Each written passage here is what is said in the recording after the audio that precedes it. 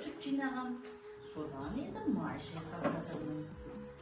Майды алам да, сүзіп майды алып, әдемілеп жуам да, қойып қоям. Одан кейін қалған ендісін дорбаға құямын.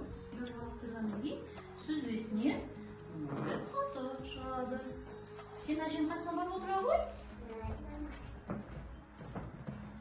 Әжесі немереміз екеуміз мына сүзбеден құрт жасап көрдіңіздер.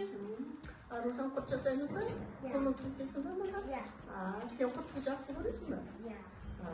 Ендеше құрттың қалай жасайтынын көріп ал, иә, бірінші мынандай бүйтіп осылай сықпа құрттар жасайды екен, иә? Міне малта құрттар дейді мұндайды. Енді домалақ құрт жасайық, иә? Көріп ал, сен мен ашық жасап атқанда көріп ал. Осылай. Домалақ құрт жасайды екен. Одан кейін мынандай да құрт жасайды екен міне. Осылай.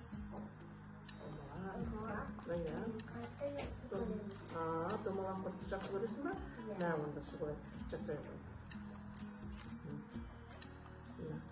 Енді бұны анашың бағана сүтті қайдан алды? Сиырдан сауып алды, иә? Сиырдан сауып алды, оны күбіге жинады, оны анашың пісті, піскеннен кейін мынандай сары май түсті, әнекей.